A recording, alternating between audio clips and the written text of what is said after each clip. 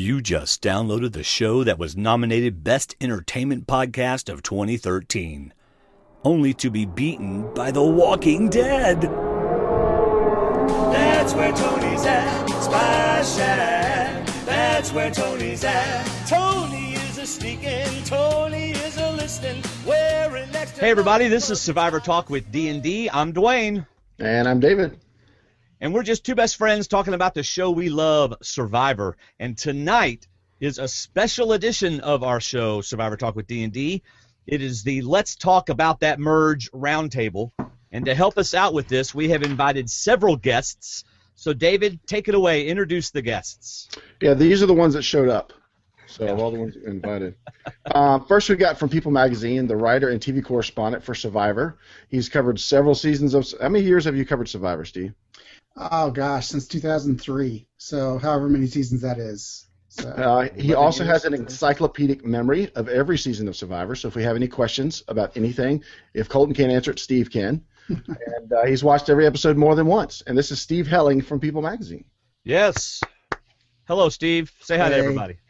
Glad to be here talking about my favorite show. All right. And next to Steve, we have our Sunday night guest, the writer of The Baker's Dozen, longtime applicant to the show. His Twitter handle is actually Get On Survivor. That's Andy Baker. Hey guys, how's it going? This is a real pleasure having. For the first time, I'm getting to see Colton and Caleb in person. This is a pleasure. And Steve, it's always good to talk with you. As Steve and I have been chatting about, this season is quickly rising up the charts in our mutual favorites. Yep. It's going to be fun to talk about it. Yep. All right, and next to them, we have our friend and two-time Survivor player from Season 24 One World and Season 27 Blood vs. Water, and a huge fan of this show, Colton Cumbie. Hi. Oh, he worked on that. I can tell he worked on that. He worked on that introduction a long time. Hi. We love you, Colton, man. All right, moving on. And next to him, of course, is our friend from Blood vs. Water. And the guy that puts up with Colton Cumbie is Caleb Bankston. Hey, guys. Yeah, it's a full-time job. Hey, is it just me, or does Colton have something furry in his lap? Hey, yeah. Oh, hey, PG. It's a dog. Show us your dog. Her name's Allie. Aw. Yeah. Connie hates it when I let my dog lick my face, but until you've had your own dog, you just don't know what it's like. Oh, well, I let Caleb lick my face, but I guess she can too. All right. Caleb said not anymore, but anyway. Yeah. All right. Hey, everybody. If you're a fan of the show and you'd like to help support us, go to our website, SurvivorTalkWithDND.com, click on an Amazon link, and buy something. All right, guys. It is time to talk about the merge. We are just going to let it go, y'all. We're just going to talk, have a good time talking about the merge, and we're going to try to we will keep it under 2 hours. It will not go over 2 hours. I command you. I will cut it off at 2 hours. Colton's leaving early anyway, right, Colton? Yeah, probably Caleb too. Yeah, Caleb and Colton are leaving a little early. So, but the rest of us, we're gonna keep talking. I told my wife I'll see you tomorrow. He said, "What's new?"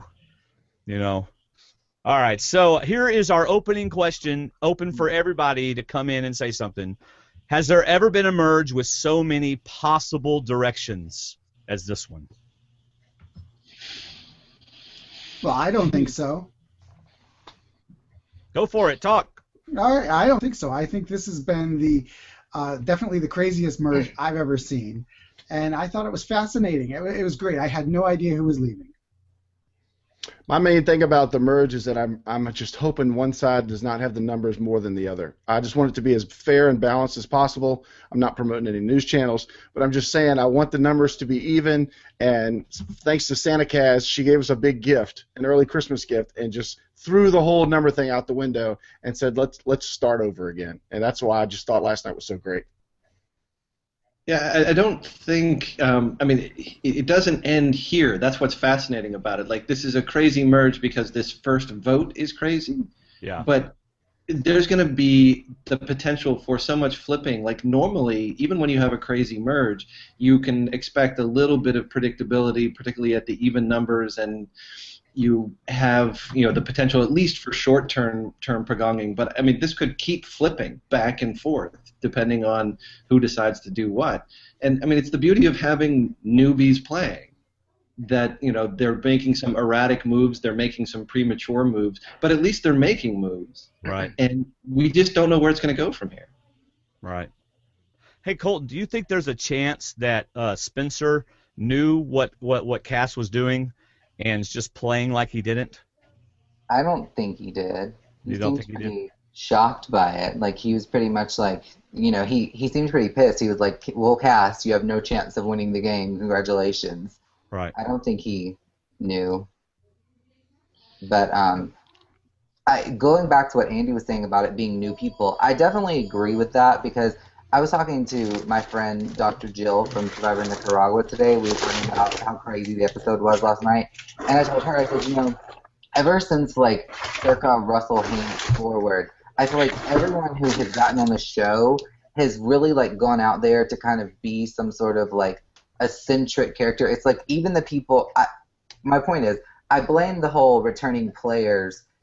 Like, so there's been so many returning players post Heroes versus Villains. I think it's happened too many times, and I think everyone has went into the game, even if you were a new player, with the mindset of, oh, I've got to be this big personality or this big character because I want to come back.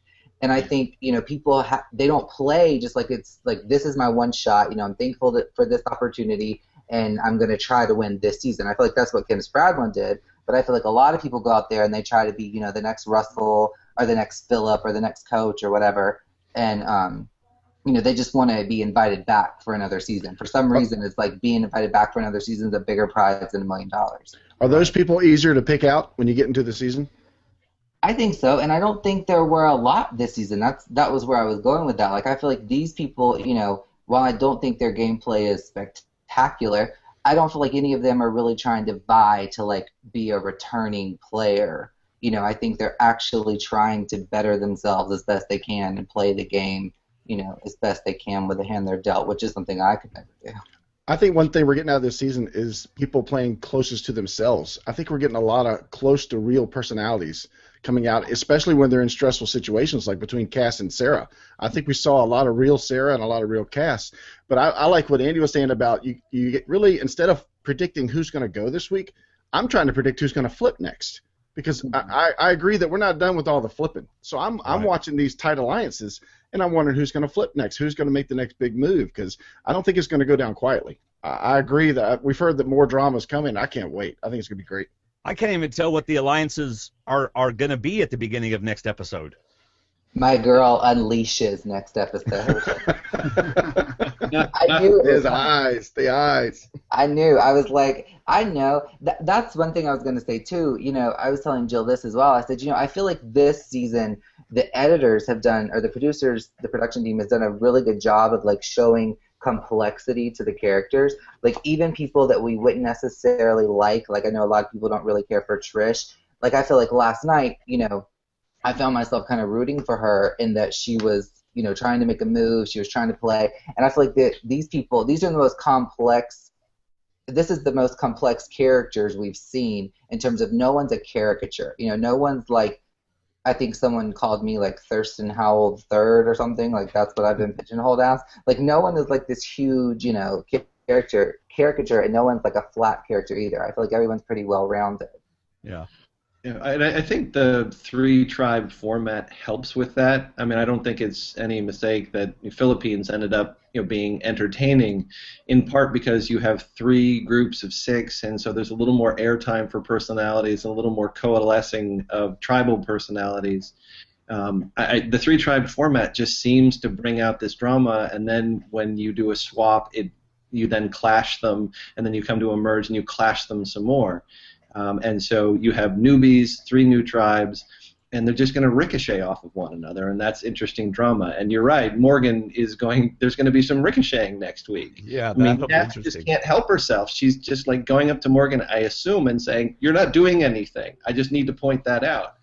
now she's a little sort of power hungry or just power drunk and pointing out and critiquing wherever she sees a problem. And I don't think Morgan takes that.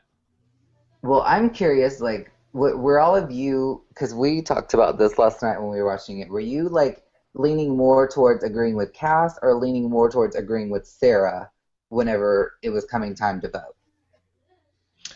I don't think I agreed with either of them. What I was hoping was that Tasha and Spencer could pull them all together, because I like Tasha and Spencer, but I didn't agree with either of them. I didn't think either of them were likable. I didn't think either of them had good strategy. I think they were just having personality conflicts. Mm-hmm.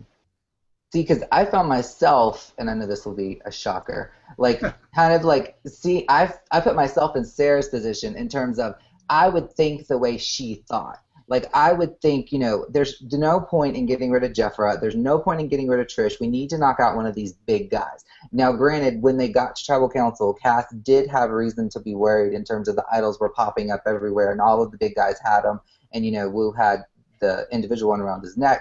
So I understand Cass's concern, but I would have thought the same way Sarah did, in terms of, these are the guys we need to get rid of. These are the biggest threats. Those girls aren't going to do anything. They're not, in our way. And I could just hear myself, and he said this too, when Cass was like trying to tell Sarah like what they were going to do, and Sarah was like, no, those other 4 people told me I can pick who goes home if I go with them. Like, I know I would say that. So I wonder, okay, you were in Sarah's shoes. I put myself in Cass's shoes, and the more Sarah insists on Tony first and then guarantees it, makes me start to worry that she is working with them, and she wants us to pick Tony, and he does have an idol, and she's going to flip it on us. She just kept guaranteeing stuff she had no right to guarantee. You can't guarantee anything in Survivor. I mean, that was starting to make me nervous that she was overplaying that, if she was. And the way that she was just like, I'm not...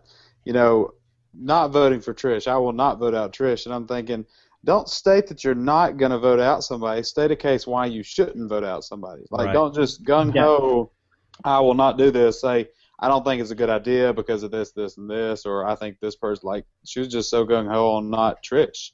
Caleb, what were you a listener or were you a talker on your tribe?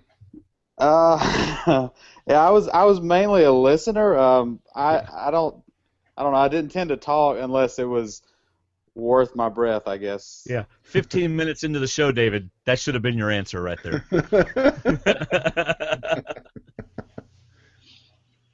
Well, I kind of felt like Sarah didn't have the position in the tribe to insist like she was insisting. In other words, she was not in with the brains. I mean, they had 3 brains together, and they had 2 beauties together, and she's going to them and insisting, but she's kind of by herself. So I really felt like she didn't play that very smartly. I felt like she should have been a lot more acquiescing to what they would want and get in with them. Well, she admitted her own failing by saying that when I want to do something and I think it's the right thing to do and people don't agree with me, I kind of take it personally, and I'm going to keep stating my case until I get my way. And if you don't let me get my way, well then, I'm going to have to do something about that because I think you're against me.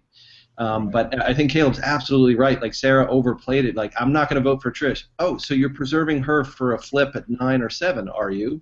And it gave Cass all of this ammunition, and nobody thought to take. When you have 2 people in a conflict, both Cass and Sarah, you have to make sure both of them are okay afterwards. Tasha spent a lot of time making Sarah feel, welcome and wanted. Right. We never saw the scene. It could have happened because Tasha seems like that kind of person, but we didn't see her taking care of Cass. You have to take care of your allies as much as you take care of the people who are on the fringes. You have to make the bottom feel okay, but you have to make the middle feel good too. Well, from what we heard Cass say after that threesome on the log where they're all talking, we heard Cass say, well, Tasha's against me too. So maybe she didn't ever have that talk with Cass. I thought that was weird.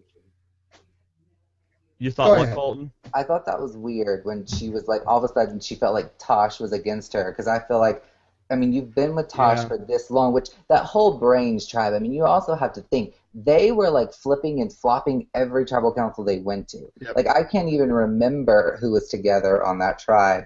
You know, I know Spencer was originally aligned with Garrett, and then, you know, Cass was aligned with them, I think, at one point, maybe Tasha, and then Tasha got mad because Garrett wouldn't talk, and, you know, so they flipped it on him, and then it's like they flipped it on Jatia, and, you know, Cass flipped on, or somebody flipped on David. That whole tribe, they flipped all the time. So I kind of feel like, you know, part of me wants to say, Cash, you've been with Tasha for this long. Why would you think she's not with you now when she's been with this girl for like 3 days? Right. But I could also see where it's like, you know, we've been flipping on each other since day one. So there was no like solid 100% like day one alliance made or early in the game alliance made with anybody on the Brains team that went into the merge. You know, one thing that's interesting is we have to remember what these two women do for a living. We have a cop and a lawyer. And if you really looked at what they were doing, they were acting like a cop and a lawyer act. They really were. And I think, you know, as much as people think that they can go out there, and granted, I've played a grand total of 0 days of this show, but as much as people think they can go out there and be somebody different, you know, I think the true colors really came out last night. So can you elaborate on that just a little bit more? Like, how was Cass being the lawyer, and how was Sarah being the cop? Well, you know, Sarah, obviously, she didn't want to negotiate. She didn't want to, you know, she had her agenda and her agenda only. And, you know, it was a lot of the times if you heard her talking to Cass, she wasn't having a dialogue with her. She was interrogating her.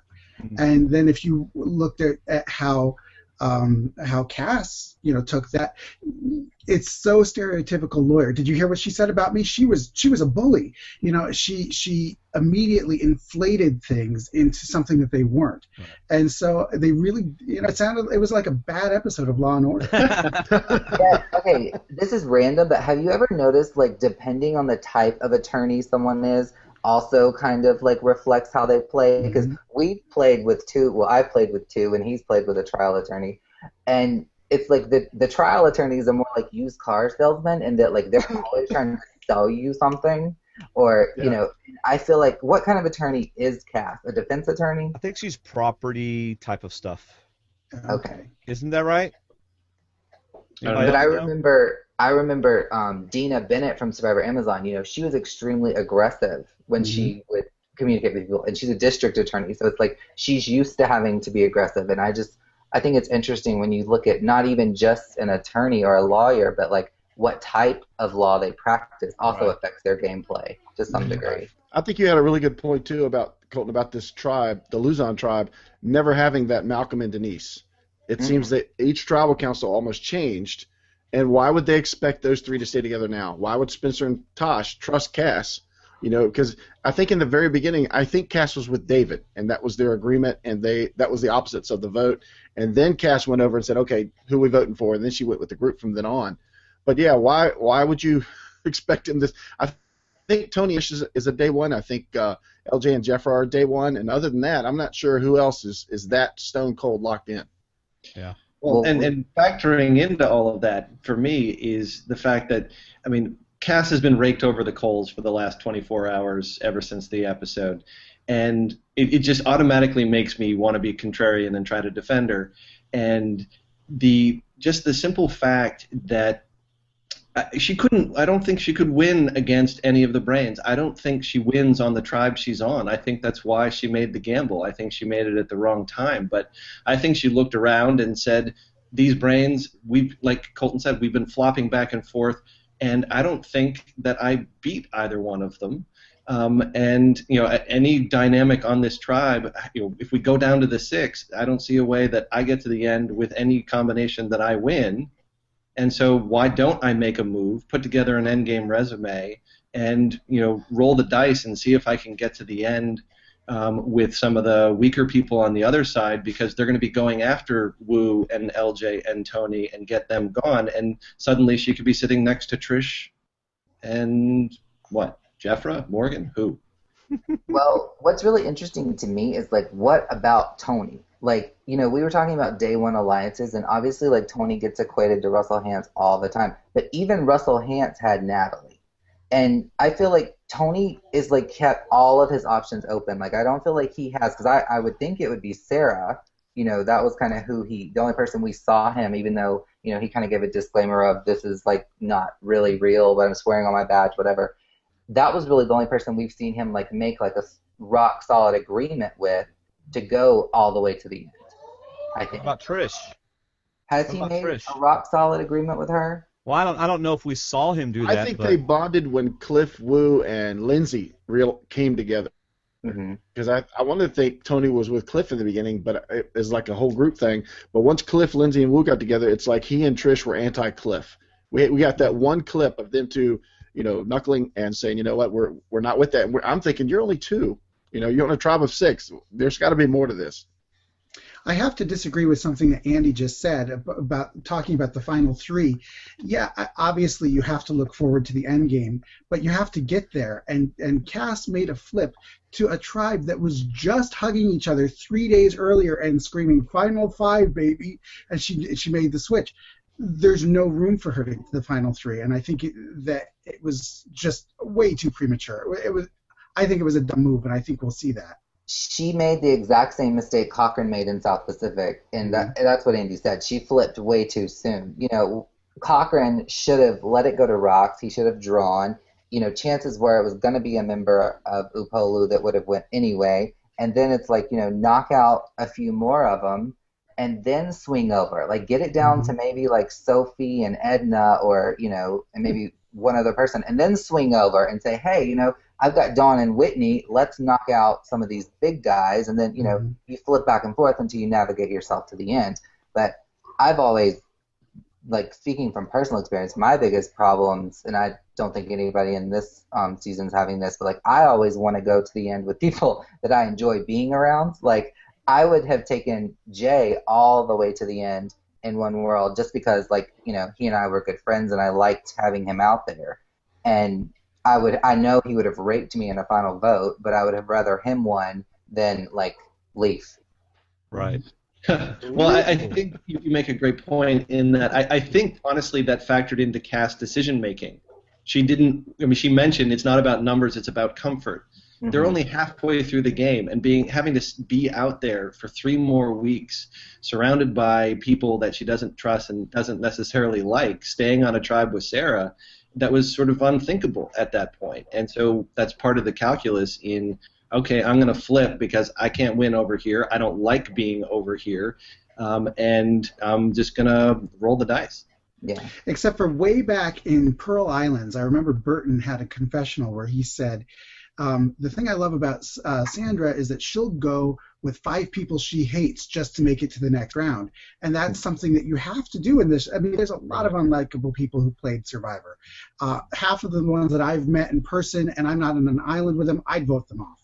But, you know, if you really want to win the game, you have to be around people you don't like, and you have to suck it up for a few days at least. Yeah. I almost feel like Cass fell into the trap of she didn't like the way Sarah was handling her queenship, her position of leadership, but instead of letting Sarah fall on her own sword, Cass in turn became the queen. You know, almost became what she didn't like because of her move. I'm going to get some water. You guys enjoy the background while I go. All right.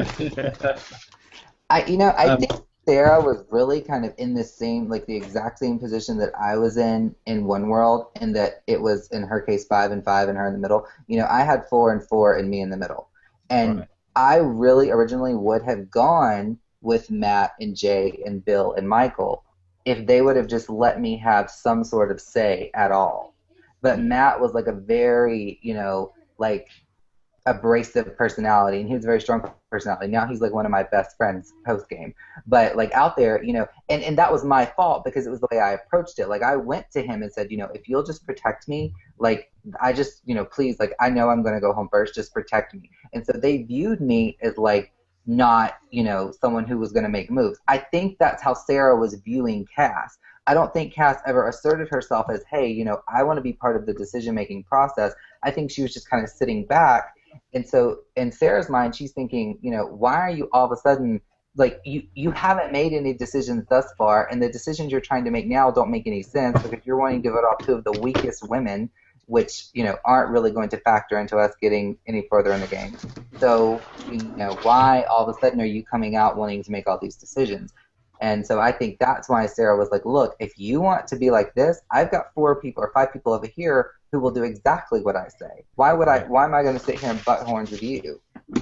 Right. Certainly. I mean, one of the things that factors into the edit, stuff that we didn't see, it's like, how did Cass have such a better read on who had idols than Sarah did?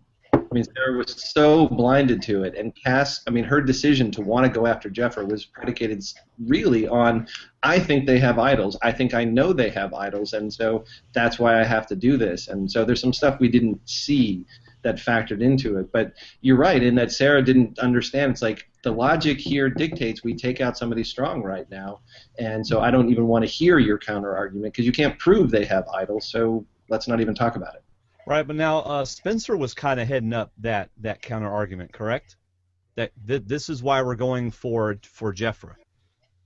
Wasn't that Spencer that had a Spencer confession? and it was Jeremiah, because Jeremiah said that, I don't have it, Morgan doesn't have it. If anybody has it, LJ has Right. it, and that's what we need to think about. And I thought about that when Jeremiah said that, when he was like, somebody has the beauty idol. Did they know that Garrett had the brains? Because I kept wondering, are they not wondering where the brains idol is? I think Spencer kind of came to that conclusion when they swapped and became new tribes. I think he said that he chose that clue, but we never found out what it was. We think he may have had it, didn't use it, or something. I think Spencer wisely came to that conclusion that it's out of play. I wondered. Well, that scene where they were all standing in the water, the 6 of them. I talked to Sarah today, and what she said was it was at that point that they decided. They kind of voted there who was going to be second. Tony was going to be first, who was going to be second, and it was 3 and 3 against LJ or I'm totally drawing a blank. Jeffra. And so they finally decided to come to the conclusion to do Jeffra. That happened in that water scene that we saw a little part of. Mm-hmm. So that's why we didn't see the whole scene, because they didn't want us to know who the other one was. Exactly. Yeah. Right. Good editing. And that's whatever Wu was saying to Tony. Look who's doing all the talking in the water, Tony. We can't trust Sarah. Look who's doing all the talking. She was in the middle of the circle. Yeah. And Tony's like, no, it's okay. I got it. I'm going to go talk to her. But Sarah totally misplayed that situation where if she had just told Tony what he wanted to hear, yes, even if she was planning on working with the other side, it controls Tony. It keeps Trish from having to make another plan and target Cass. Mm-hmm. You give Tony what he wants and he needs, and then you go and make your own plan. Yeah. Instead, Tony was telling her what she needed to hear, or at least what he thought she needed to hear. But I agree with what Colton said earlier. We got a completely different Trish in this episode. From last episode to this episode, she got such a positive, I thought, Survivor strategy edit this time. And it was really unique because I don't count confessionals, but I'm pretty sure Tony, Cass, and Sarah had 95% of the confessionals in this past episode.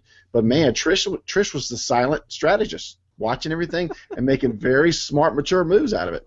I thought she got a really good edit this time. But her biggest adversary left, True. Yeah. True. That's true. Her distraction left, and now she can focus on something else. Yeah. How about Trish? How about Trish sitting next to a Cass in the camp with everyone around, plotting? That's pretty awesome. I mean, I think it kind of a little bit fell into Trish's lap, where she wakes up and there's a fight happening. Yes. With people on the other side, and she's not going to talk to Sarah about it because Sarah, she feels, is working with the other side now. And so immediately it's Cass, and they just happen to be, sort of older women that, they have something to relate about. And then, next thing you know, it happens to be the perfect person to talk to. So, I mean, yeah, she made the right move, but I also think it was fortuitous timing.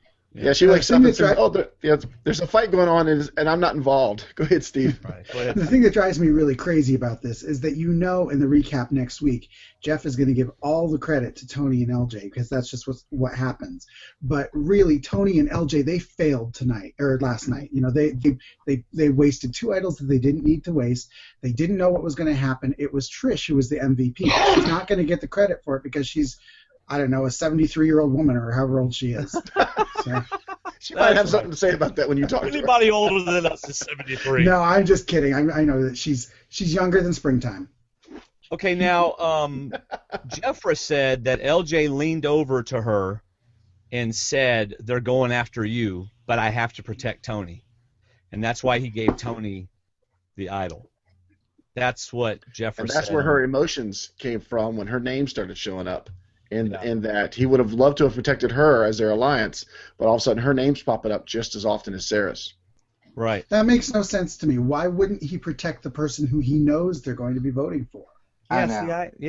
Makes you wonder. Maybe because Tony didn't know he had it, and so he thought, like, I've got to play this for Tony so that Tony will trust me. I don't know. I agree with that because I think this is the first time we've had 2 idols last this long where only one person knew who had those idols. I don't think either one of them shared with anybody like people like to do. I've got the idol, let's make a deal. I think those 2 guys held it private for this whole entire time so far.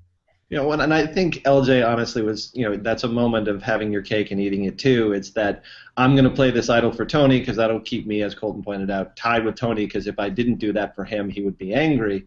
And Tony angry is probably not something you want to deal with. But he also gets Jeffra thinking, as he leans over and says that, now they're closer because he's like, I would play it for you. I want to play it for you. And so suddenly she thinks better of LJ.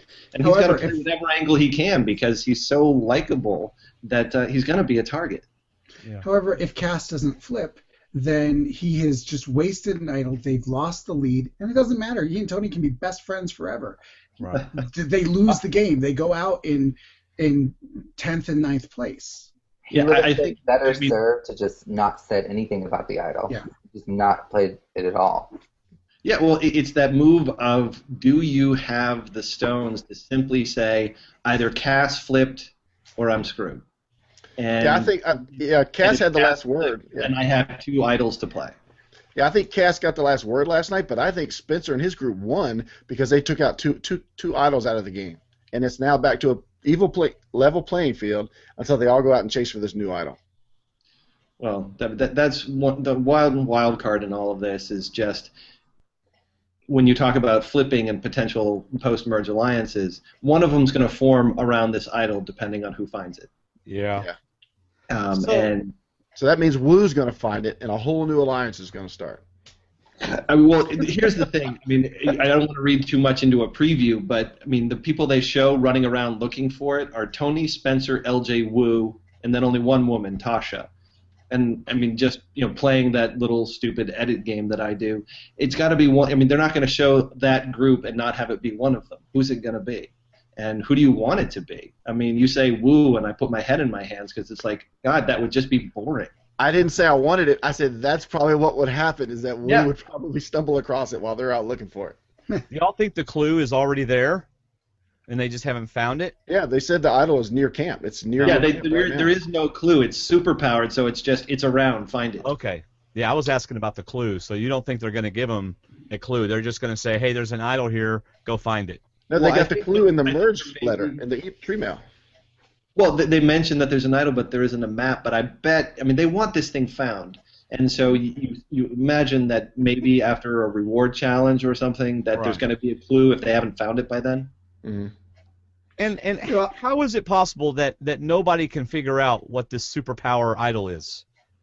Well, LJ has an interesting secret scene where he is trying to imagine what it might be. And he's saying, what if you could play it for 2 people? Or what if you had to play it for somebody else? Or, God forbid, it's the, idol you play and you get voted out automatically. I mean, he says that in jest, but I think, honestly, anyone who knows the history of the show, the Yule, superpowered idol is so unthinkable. Like, they would never bring that back. That would be stupid.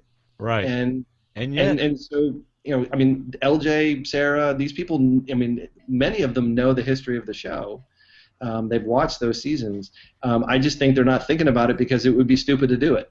Right. Yet they're doing it. The two-person idol thing is actually interesting because, this was the word on the street, the rumor. I don't know if this was actually true, but whenever we were on like Blood versus Water and we were originally supposed to be Blood and Water or whatever, that we were actually supposed to have idols because initially, instead of immediately sending 2 people to Redemption Island, we were going to be voted out as couples, I guess, for like 2 rounds, and that was going to be how they filled up Redemption Island. And so we actually were supposed to have idols that like locked into one another. So it was like you could play it for yourself, but obviously if you're wanting to save both of you, you have to save yourself to like both of you. But then like when it becomes, individual and I was no longer like partnered with him, we could either keep the idol, he could give me the whole thing and I could play it for me and a friend, or, it was like all different kinds of things that could have happened. So when you say locked in together, it was like one of those best friend forever necklaces, basically. Yeah. Each of you had a half. Yeah. It's like the 2 hearts intertwined in the K commercial or Zales commercial, whatever it is. So I actually have a question for Colton and Caleb. How explicit were they when you would find the idol? They really never show us what what the little paper that goes along with it. How much of the rules of the idol do they tell you, and how much do you kind of figure out? Like when you can hand it to somebody else or something like that. Well, okay, so I was like super paranoid because I was given one, and so I didn't realize like people would want to hold it, and so I would like ask the producers, I'm like, if I let them hold it, like is it theirs, or like do I need to like keep a finger on it at all times? And they're like, no, like you can let people hold it, like unless the words come out of your mouth, like I'm giving you this idol, they can't do anything, like because my whole debacle was Bill actually took my idol out of my bag and threw it into the ocean, and then had to swim out and get it, and they didn't show any of that, so, Now, that would make you look like the victim and Bill the bad guy, so they wouldn't have going to show that. I know. I guess my question is, let's suppose that this is, and we're dreaming here, but let's suppose this is an idol that you can play after the voter, like a Yule idol or something. When can you hand that to somebody else? I mean, I hope that whatever the new rules are with this powerful idol, that they let us as the viewers understand what the rules behind them are. I agree. Because with us, they were pretty explicit. Like, you have to play it after the votes have been cast. Like, that's when you have to play it. Well, I like Steve's scenario. He's saying that I could, if after Dwayne's name comes up 6 times, I can take it off my neck and give it to Dwayne and let Dwayne play it at that time and just save him right there. That's huge. I'm guessing the way they're going to structure it is that it's going to be that you have to, whoever's holding it at Tribal, you're the only one who can play it after the votes are read. Yes, but what Steve is saying is, will we know that? Yeah, and I hope they provide that clarity because I don't know that they want that level of confusion where are they going to play it for themselves or play it for somebody else if that's not even a possibility. Now, I think they'll probably make it pretty clear that whoever's holding it has to play it. Do we like this idol? Crazy powerful if you can play it for somebody else.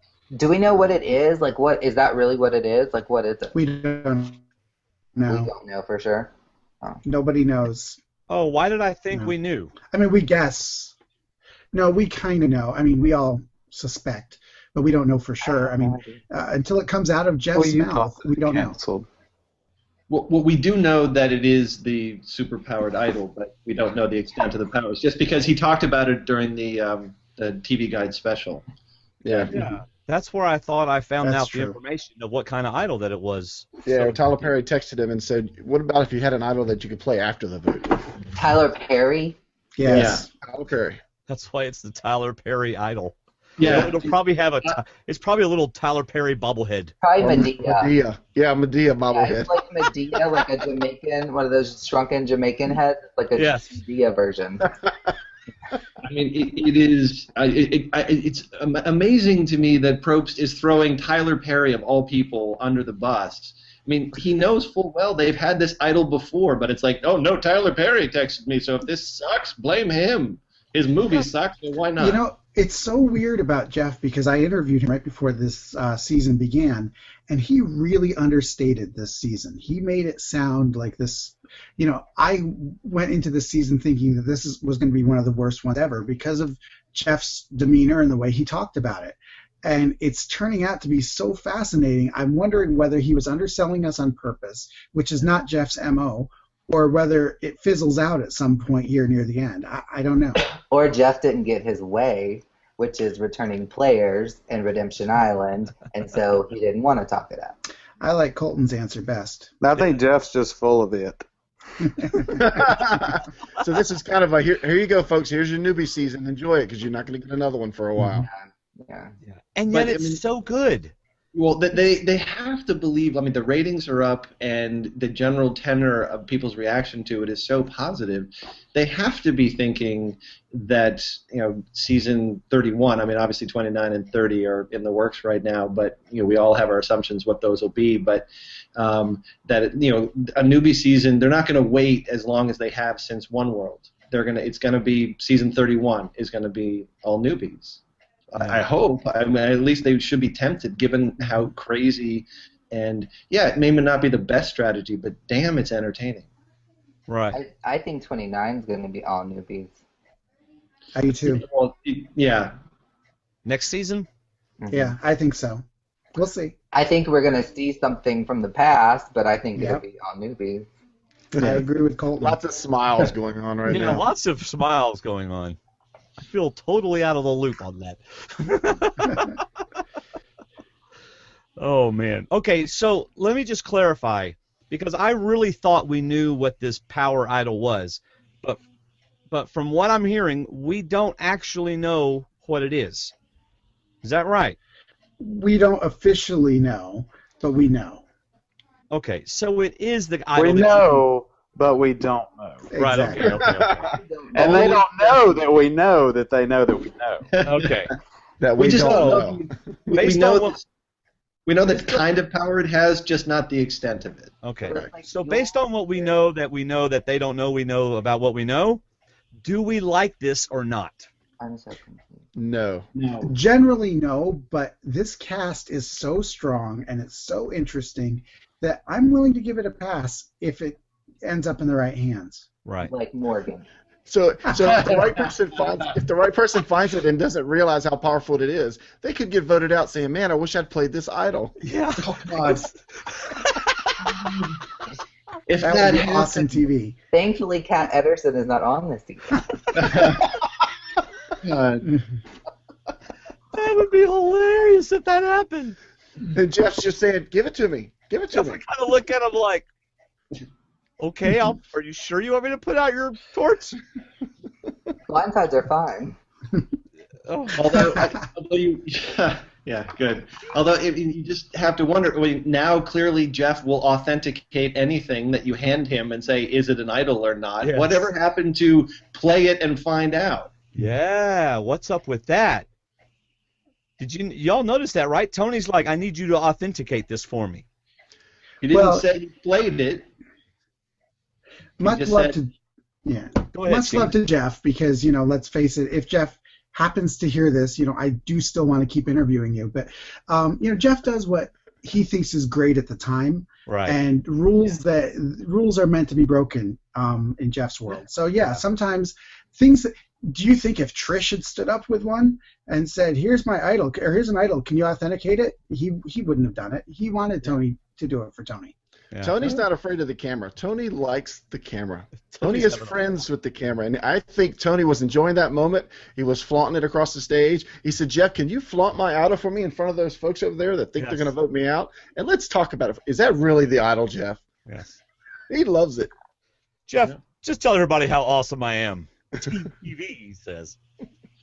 Tony's And, having a blast, y'all. You have to. I mean, I know Colton, you can't stand Tony, right? No. Right. But he is having a total blast out there. He's having a blast playing Survivor. The guy must drink 5 Red Bulls a day out there. Well, the cameraman liked me too, and Jeff didn't respond to me that way. I mean, literally, like, I spent more time with the cameraman than I spent with the people on my tribe. Like, I was the first interview in the morning. We talked about this. Like, how many times did they pull you a day? I don't remember. Like, just ballpark. I don't know, 4 or 5 times a day. See, and I'm like, I mean, if someone got into an argument that had nothing to do with me in one world, that was like 2 miles down the beach, they would pull me and be like, so what'd you think about so-and-so and so-and-so getting into it? I'm like, what are you talking about? And it's like, oh, you didn't see. Well, what do you think about it? See, I think that's meddling, because if you didn't see it, then you shouldn't hear about it. I know, but see, he has an opinion about everything. Everything. Well, honestly, though, it is a great place to be in the game. In that, if you know the game, as Colton does, you can use the cameramen. You can find out things that you shouldn't necessarily know. Well, yeah, that's how Malcolm found all the idols. Well, and you can use, and there have been players who have talked about sort of planting seeds with the cameramen because they spend time with them and talk about things like, say, they make up things that are happening in camp so that the cameraman will go and report to the other players, like, what's this we're hearing about this thing, this conflict that you're having, like this person wants you voted out, like, what? So you can sow the seeds of paranoia. It's awesome. Yeah. Colton, were you ever worried that so many interviews would target you? Oh, I knew they were. That's why I kept going. Because I would have think that when Cochran kept getting his 2-hour interviews, that would have really shown them what he was doing. Because according to Sherry, she was happy she got hers done in 15 minutes, but Cochran's gone for 2 or 3 hours. That was me. And I would enjoy talking to the producers, and I would tell them that I'd be like, you are the only people I can stand around here. So let's just let this go for as long as possible. And so we would talk and talk and talk and talk. And then Kat, I would come back, and Kat had her little 30-second clip and she would be enraged that I was gone for so long. I mean, again, showing perhaps Kat not having much in the way of strategic acumen. If somebody's gone for 2 or 3 hours, you shouldn't get angry. You should get a little worried. Yeah. Right. That they're up to things, and there are more interesting questions to ask. It's like something I wrote about last season. You should always be watching the skies to see who's getting helicopter shots, like Aris up on a promontory. You have to worry about that person because they're taking the time to film that person. Why are they filming that person? Because they're up to more than you are. Yeah, well, so you could spend $30,000 filming him doing yoga. You might want to go find out what's going on. And sometimes, with him being gone, I think his tribe probably thought of it as, oh, we get a break from Colton for a few minutes. Yeah. You should have come back to Kat and said, did they let you sit in the lounge chair? Oh my gosh, that tea was so good. I'm so glad they shared that with me. I got half a donut in Samoa in One World because I wouldn't do an interview, and he finally, one of them was like, if you'll come do an interview, I'll give you half a donut. He's like, but if you tell anybody, I'll call you a liar and I'll keep you Don't worry, up. nobody's going to watch this. You're good, okay. Yeah. Hey, I promise you, Jeff Probst has never even heard of us. Well, I promise you, Jeff Probst, if you're watching this right now, I don't want to come back on the show. So, anyway. And then, in Blood versus Water, but Monica Culpepper put it best when she said, she was like, I wasn't so much worried when Colton was gone for so long in Blood versus Water. I just knew this kid's about to quit, and they're trying to milk as much out of him as they can because we are so damn boring.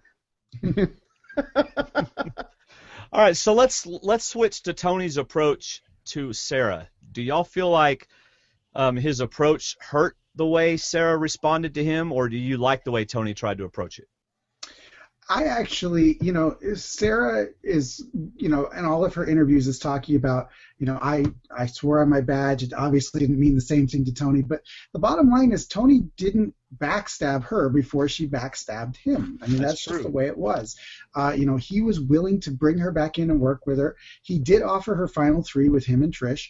Whether or not that was true or not, she was the one who backstabbed before he did. And so I kind of feel like he did a pretty good job with it, to be honest. Yeah. Yeah, with him, I mean, I separate out tone from message. His message is really strong, and he was making that convincing argument, like, you have no I mean, you have connections on this side. You have relationships with people on this side. Those people you've only been with them for a few days, and if you end up siding with them, where are you going to be once you start taking us out? That you should come with us. And yeah, you can come to the final three with us. It's just the tone of that message. It's so aggressive. And when somebody says something like, and I'm not conning you. Well, as soon as you say that to me, I'm thinking you're conning me. It's like strike that from the record, jurors. It's like, okay, yeah, he was holding the knife. Well, oh yeah, we'll forget about that. But he is so aggressive. Like you're right. Like his tone and his approach is just so like he's inches from your face, and it's like back up. See, I said last night. It's a Red Bull approach, is what it is. Like Dwayne said. See, I said last night. I felt like he didn't let Sarah get a word in edgewise. He would ask her something, she'd try to answer, and then he wouldn't let her finish. That's like Brad Culpepper. And I just didn't think that was a very good approach. But then again, anyway, go ahead, Steve. I kind of felt like, if Sarah had taken a step back and thought, what is in Tony's best interest? Quite frankly, his best interest was to get her to flip and to go to the finals with her and Trish. That is actually in his very best interest. And had she thought that one through, she might have gone with them, and it might have made some sort of sense. Right. But see, Sarah was closed-minded this whole episode. She knew what she wanted, and she wasn't going to listen to any reason. And at least that's the way I got it. Go ahead. No, go okay, I was gonna say I like to listen to every little word, and I do agree that Tony kind of had a Red Bull approach. That it was just very forceful. But I like the way, and I told Dwayne this last night. I like the way he didn't say my five and you. He just named names, and he started naming people, and he made it more personable. I mean, I really like to listen to stuff like that since we started podcasting. I want to pick out where people are messing up and where they're doing really well for when I go on there before Andy does. I can do better. But anyway. I really liked how he did that. He named names, as in you're one of these people with me. You're not joining us. You're one of us. You're not another number. You're a person. Exactly. Yeah. Well, I'm really I wanted to point this out because I'm really excited that Andy's here because I want to know if he agrees or disagrees with what I think about this. And Steve, all of you can comment, but especially Andy. I really want to know because he's giving me such a hard time about everything, and I don't think I'm crazy when it comes to this. Okay. So I just want to say, have you ever noticed on the seasons, I know there haven't been many, but where there are three tribes, when they merge, someone from the tribe that has the majority, or even on seasons where there is a tribe that has not gone to tribal council that many times, whether it be Samoa with, Galoo, or Tandang in Philippines, or Apari in this one, someone from that majority tribe goes home every single time. My thoughts on that when I was playing the game was, you guys can say, oh, we want to win immunity, but it's like if we don't get our own stuff worked out within our tribe so that we know when we get there, we've been to enough tribal councils, we've trimmed all the fat, we're together, we're rock solid, like these people are all going to have the potential to flip. That's why I wanted to give up immunity. That's why I wanted to go to tribal council on blood versus water, because it's like I'd much rather get rid of these people than him walk into the arena. So do you think that there is something to be said about going to tribal council enough before making the merge? Absolutely. I think they've been talking about this over the last week or so over at Rob Has a Podcast, that they talking about is intentional mat singing a wise thing to do? If you lose, then you can see where everyone stands, and you can, like you said, cut away the fat. But a lot of people have talked about that on various tribes, that you don't know where people stand until they have to commit to a vote. And you need that pressure release valve. Like Tandang, there was so much discord within that six. They could have cruised to the final six, but there was no way they could hold it together, and because they had never been able to go to tribal council and work out their issues and send somebody home to get rid of some of the contention. And interestingly enough, just to bring that back to Cass was, I guess, talking or tweeting today, reacting to Sarah's interviews and saying that because Sarah mentioned something about being willing to take out Cass because Cass was creating chaos around camp. and it's just that if when they at some point she was going to be the pressure release valve, that they were going to take out Cass. And that's part of the reason why she did what she did. It just confirmed she was at the bottom of that alliance. But you need to, I think, were I ever to be fortunate enough to play, it's like if I'm on a tribe and you're getting towards the merge and you haven't lost, I don't ever want to throw a challenge, but going to tribal would be a good thing.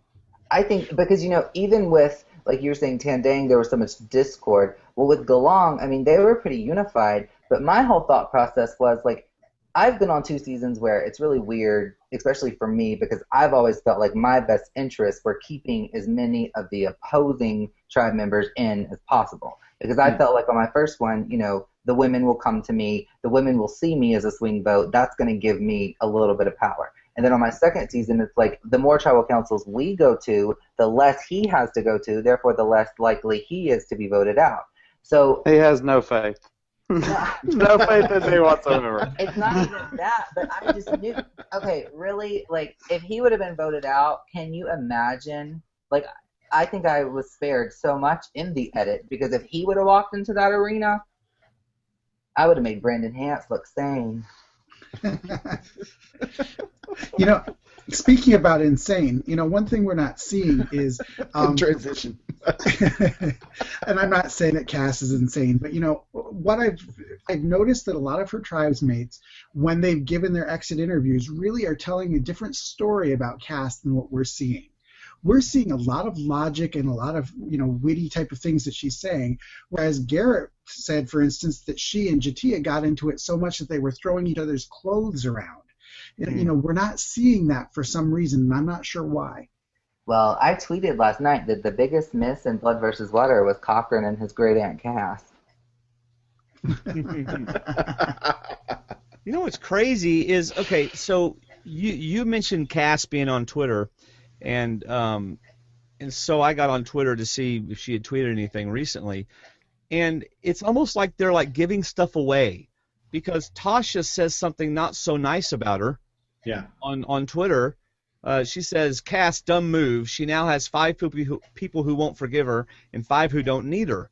And I'm thinking, okay, so does this show me that they never make up and they never play together again, or are they just playing the old Twitter game like Cass and Tony were doing earlier preseason? Well, to bring back the reference to South Pacific, interestingly enough, I think what we're seeing is a lot of the same bad blood when Cochran flipped. It's not so much that these people are angry at this individual for bad gameplay or something, or that they screwed up their game. It's the hurt feelings, like, you weren't going to win anyway, Cass, but you chose that someone on their side's going to win the money as opposed to someone on our side winning the money. Right. Well, and I'd like to clear up one thing about, we'd like to compare this to Cochran on South Pacific. This is nothing like Cochran on South Pacific. And the reason why is that Cochran was in a little bit of danger, at the merge. Cass was not in any danger, and yet she gave away the majority. It was a 50-50 vote when in South Pacific. So believe it or not, I think this was even dumber than Cochran's move. Yeah. Well, and I think that Cochran, the animosity that was directed at him, I think that also came from a place of, they were annoyed with him long before the merge. Like, they wanted him gone, 3 tribal councils ago, and then Ozzy sacrificed himself, so to speak, so that, Cochran was allowed to stay so that he could, keep Savai, intact or whatever, and then Cochran flipped on them. So I think they felt like Cochran owed it to them to, stick with them. Mm-hmm. Yeah. Well, I hear you, Steve, when you say that it isn't like Cochran. I mean, Cochran was staring at drawing rocks and all that mess. But I do think that Cass. I mean, you always have to see, when you're in the game or outside of the game, see how the players view themselves. And I think she thought she had no chance to win on that side. And so she flipped to the other side because, why am I going to stay with a group that I can't win? And so it's, I guess the parallel there is, that, Cochran flipped because he thought he was improving his chances, and I think Cass thought the same. I think it was Alexis. Alexis. Probably, but because obviously she did the cost-benefit analysis in her head, but it doesn't make sense to me because I feel like she went from at least some chance to really what looks like no chance. Now maybe she can pull a rabbit out of the hat, but I just don't see it happening. I will say, given that the edit is protecting her, I think that's sort of what you were saying before, that we're not seeing all the chaos she's creating. That's a telltale sign that maybe she gets deep because the edit's making her look better than perhaps she really is. Right. That's true. Didn't Alexis say, I think to you, Steve, that Tasha and Cass were super tight? So she did have some alliance in there. So she wasn't necessarily by herself like she may have felt like she was. But my question for Andy is, since you're going to get on the Cass defense team, where does Cass go from here? The Cass defense team. What does she do? She gets down in my rankings. Yeah, where are your rankings, buddy? Come on. Yeah, no, it's a good question, and I keep running up against the block of you can't really see how anything's going to shake out until you figure out who gets this idol. That said, I think she's planning on directing, or not directing, but being a part, at least in the short term. I think she can count on one more vote anyway of the new Solana taking out probably one of the two brains. Right. There's one thing that they didn't show in the edit that's going to be in my exit interview on people.com tomorrow. Basically, what Sarah says is that at the same little time in the water, they made a pact that if any of the 6 of them were to flip, the other 5 all would promise not to vote for them in the finals. That was said out loud in that little water thing. Wow. So anybody who flipped knew that they were losing 5 votes, and you need those 5 votes. So I really don't know what she was thinking, if this is true. And granted, everybody lies in their exit interviews, everybody. But if that was true, she purposefully lost the game. Well, and how about this, though? Just to extend that scenario, if that word gets out that pact was made, isn't Cass the perfect person to take to the final 3 because she can't win? And so maybe that's why she's getting protected by the edit, is because she gets to that final 3 because of that pact that everybody made. But they have to vote for somebody. Maybe the reason why Probst was acting, when you say maybe the season fizzles out, maybe you get to the end and it's Cass and it's, I don't know, again, Trish and somebody. And so the winner it's more by default like, oh, we have to vote for somebody, and we swore it wouldn't be Cass, and this other person didn't do anything. Jeremiah, say. I'm not going to give away anything because I know, I don't know if this would be classified as a spoiler, but I'm not going to give anything away. But I will just say this, based on the things you guys are saying, I know you don't know about it, but I didn't know if it was public knowledge, but there's the idol, which I didn't even know about and don't understand really, is not the only twist left. There's an even bigger twist that they think they have it figured out, but they don't.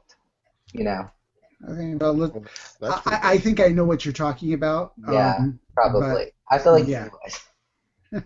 But let's just leave it at that. Exactly. So when we go off the air, I will be asking some questions. All right. So anyway, on the one hand, I don't want to be spoiled. On the other hand, this is going to drive me nuts. We got to say bye to Caleb. Caleb's leaving. Bye, Caleb. Bye, Caleb. Have a good one, buddy. So Andy started on my train of thought about going back to the season fizzling. If Steve was reading Jeff right, and I'm wondering if the narrator of the season. Cass has been getting a lot of great confessionals and a lot of great time in front of the camera, and just made a really big move. Far be it to say she's the one standing in camp while everybody's out looking for the idol, and all of a sudden realizes it's underneath the part of the shelter, and she finds it. Would it be a disappointment to Probst if somebody got to the end and may have even won, but came out so disliked by the other castaways? Would that be a disappointment in Survivor terms? No. To not be a popular win?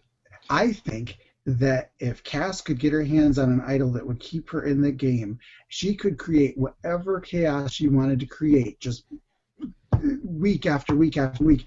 That would be gold. I think that he would love that, and he would, frankly, we've never had a winner who's hated so much by her cast, but they had to give her the win anyway. So yeah, it would be something new. It would be something to add, something different from 28 seasons where likable people tend. Let's face it, likable people generally tend to win. So it would be funny and interesting to have somebody who's not. Right. True. Very true. Yeah. Hey, I want to go back to that Twitter question that I had, and I don't think it gives anything away. And this is why I don't think it gives anything away. Tasha being snarky to Cass on Twitter, to me, is just part of the game.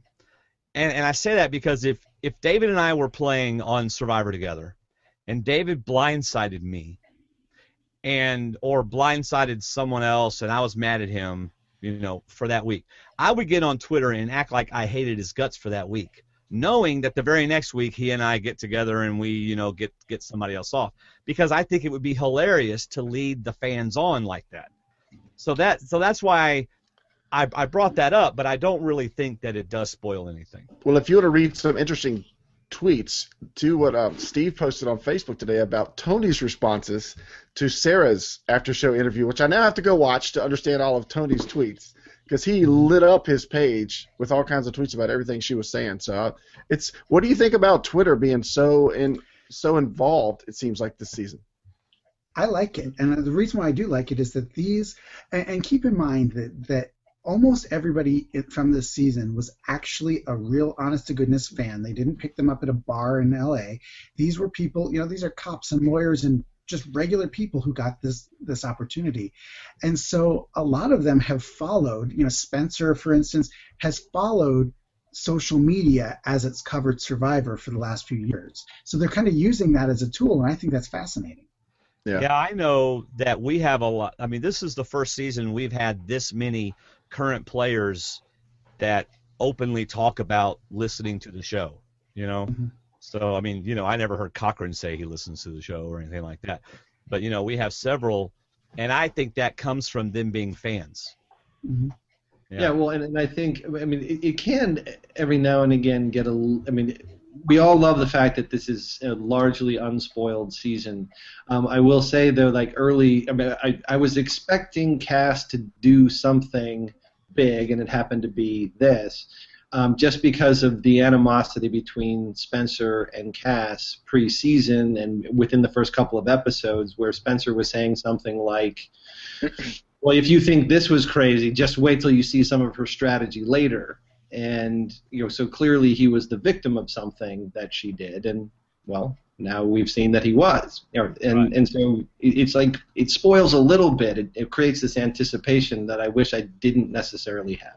Okay, but on the other hand, Andy, you thought that Cass and Tony were voted off early because of the way they were going at each other on Twitter. I think you even said on Twitter, don't you know this lets everybody know that y'all go out early or something like that? Well, what I said was that yes, I thought they would both go early, and I wasn't the only one. But essentially, it's that you guys get to the same phase of the game. That's what it comes down to. That you spent time together, whether it's in Ponderosa or Loser's Lodge. So you make a swap, or you even make the merge. I mean, it's something that would have to put them together, whether it's Loser's Lodge or something further in the game. Now, I do think it's interesting. I need to plug my laptop in. I'll be right back. Okay. What do you think, Steve? No, I'm just saying I do think it is interesting who is having feuds on. If you look to see who's having these feuds on Twitter, you have no idea who's going to line up with who, because everybody hates everybody. It's fascinating. It really, the only thing, when Morgan got back, she called me, and I said I don't want to know anything about anything. I just want to know, did you have fun? I don't want to know the outcome. Did you have fun? And she said no. She was like, I hated my life every day I was there. She said I was miserable. And she said, and there's this frumpy old ugly lady that I hate. And so I knew that Cass was going to be the lady that she hated. And so I knew that they would eventually land on the same tribe, and I've been waiting for this whole Morgan versus Cass war, because I knew it was coming. Yeah, well, this should be fun to watch this week. Mm-hmm. This should be really fun to watch. So any predictions for this coming week? I don't know. I don't have a prediction, but I'll tell you, for the first time in years, I actually care about every single contestant that's left. I care to see how they do. I'm interested to see. I feel like I know something about them all.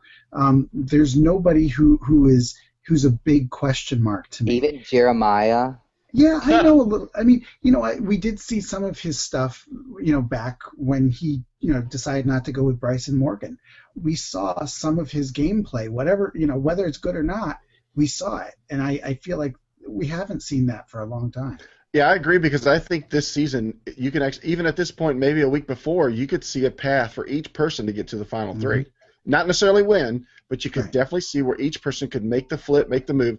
You talk about predictions. I mean, I love the fact that I have no clue what's going to happen because nobody's been leading. I think the editing's been great, but I'm really interested to see what LJ and Jeff are going to do. If they're really going to stick with that side, or if they're going to start working around to make a deal. Because they got Tony and Wu, two strong people in challenge. They just proved it. The first challenge, those two guys went to the end. How long do you really want to keep those guys around? Now I got to say, this isn't any sort of prediction, but I do want to give some shout out to Tasha, only because after everything went down, if you rewatch it, she has this huge smile on her face, and she's just lost. She has this huge smile on her face, and it's this thing where maybe I'm reading into it, but she's like, yes, I am playing Survivor. Right. This is the game, and I think that somebody like that is such a welcome addition to a cast, because they love the game so much. It's great. Yeah, that's one of the things I liked about her earlier in the season, when she was, sitting around the camp and they wouldn't talk any strategy, and she's like, y'all are stealing from me what I wanted to be able to do on Survivor. This is Survivor. Let's play the game. Yeah, she's one of those people that seems to be living on the adrenaline of the game, because you can look at some people and you say, you know what, they are starving. They're sitting there, they're looking around, they're tired, you can tell. But Tony and Tasha are like living off the island. To me, they're never tired looking. They don't look hungry. They're looking for the next opportunity to play and to do something Survivor-wise. And that's really, Tasha seems like one of the most approachable people in the world. She's so nice, so friendly. She wanted to be the peacemaker. She wanted to bring everybody together, keep the numbers and work together. Whereas Spencer's kind of quiet and looking around, but Tasha's always smiling, and I like that about her. She's very easy to pull for. Yeah, no, she's got a great social game, and it's going to serve her well. But she is going to emerge probably as a target, just because we've seen physically she's very strong as well, and she, the great ameliorator. And at some point, people start saying, well, we can't let her get to the end. And just to dial it back just a little bit, I oddly enough want to heap a little more praise on Jeremiah. He too played the conciliator in this last episode. Like when people were trying to, when Cass and Sarah and there was some contention about who to vote for, and he was just like, all right, let's just all agree before we go. And he actually was showing like a little bit of social game. Yeah. I like that the night of Tribal Council too. What's that? I like that the night of Tribal Council, the very opening segment, they come right back and say, all right, we just came together, we just made one big move, let's lay out our plan, because if we wake up and there's a merge tomorrow, let's start laying out our picks and get it over with now. And apparently they didn't do that. Apparently they didn't get that far in the conversation. But I love that they were thinking ahead. Yeah. And they were thinking about merge, and maybe they all do that, but I like the fact that CBS showed it to us. So Colton, what's your girl Morgan thinking out there? I wrote about it last week, but she's like holing up in the shelter and not engaging with anybody. Were you gone when I just said? Was he not here? Yeah, I must have gone upstairs. Yeah, he had walked to get it. Get your computer charger. I was telling them whenever Morgan got back, like I told her, I was like, I don't want to know anything about who wins. I don't want to know how you do. I just want to know, did you have fun? And she said, no. She's like, I hated my life every day I was out there. She was like, I was fucking miserable. She was like, I had no friends. I was like, oh my God. My only thing was, I was like, did you quit? And she was like, no, I didn't quit. But that was like, I just knew that was going to happen. It's good that she didn't say, well, I didn't quit. Yeah. Well, she didn't know about me yet, because she left before, when we like switched off. But she knew about Lindsay. She knew about Lindsay, though. Yeah, but she didn't tell me. She was like, she didn't tell me anybody quit or anything like that. She just, I didn't ask her. I don't want to know how she did. I just wanted to know if she had fun, and she was like, no, I did not. Because, you were saying earlier, like, all these people were such big fans. Well, no, she wasn't. Like, she had, like, she had seen me play. I know this Colton guy, and that's about the extent Yeah, of my that knowledge was, of Survivor. that was, and whenever she went through casting, they were like, I had sent her or whatever, and she left, and whenever she left the room, I have friends in casting, and they said that when she left, they were like, that I guess Jeff or one of the producers said, well, if Colton Cumbie said she's a bitch, she must be a bitch. So Well, They they're put their application over confessional. Colton's recommendation and just sent them. I mean, they're not giving her confessionals, but they are showing her do yoga. So there's that. and she would have won that immunity challenge if she wasn't top heavy and Wu didn't have on rubber shoes. I know. Yeah, but she almost knocked him off when she went in. Yeah, it almost caused a tsunami. Oh gosh. Well, Well, hey, go ahead, Steve. Go ahead. It is interesting that I mentioned this online. I posted this on Facebook after Alexis was voted out. I'm loving the fact that these people are invested in the game. They're really invested in playing, and I think we're seeing, of the how many are left? 10 that are left. 6 or 7 of them are really invested in the game. Right. So back to your prediction question, I really think we're going to see them slug it out, and it's so nice. I mean, much love to you, Colton, in One World and everything, but I sleptwalked through the last half of that season. Let's just watch. Let's watch Kim walk to the end. We're not going to see that this time, and that's wonderful. Right. Yeah. Am I delusional? You can tell me if I'm delusional. Am I delusional in thinking that I would probably actually have enjoyed being on this season? Like, I would have actually, enjoyed... Yeah, no, I think you would have been surrounded by people who wanted to make moves and wanted to talk game and wanted to keep flipping things around and work the numbers. I think you would have been giddy. I do too, and I think if you switch me with Bryce, I've asked for just one hot girl to be on my tribe just once, and he got 3 and still screwed it up. I'm like, what kind of gay are you? Yeah, because you got Tarzan and Leaf, so I'd give my money back if I were you. Yeah, I got Tarzan and Leaf, and then I got the AARP club card carrying. I don't understand. I don't I'm I just want a pageant queen just once. They've hit every season but mine, and here comes Jeffra right in behind me. Yeah. See, I remember early in the season, you had said, "Oh, if I had only been in Bryce's tribe, I would have, if that could have been me back at One World, I would have done so much better." I mean, and I know that's everybody rolls their eyes, oh, Colton, no, you wouldn't have. But I don't know. I mean, I feel like I would. Remember? Well, it wasn't appendicitis, it was bacterial infection, but I did get medically evacuated, and Jeff admitted that at the finale. He actually called me and apologized. I would like to go on record and say to the 500 people that listen to this, Jeff did call me and apologize. There are more than that now, Colton. Oh, I'm sorry. There's probably about 1,500 that. Okay. Will, to the 1,500 people. 1,500 wonderful people. Wow. At least he didn't say 5.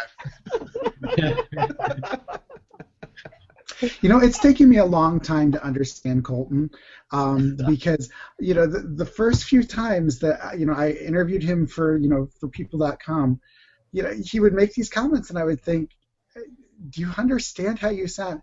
Now I get the humor in you, Colton. It's taken a long time. Well, I appreciate it. I think it takes people.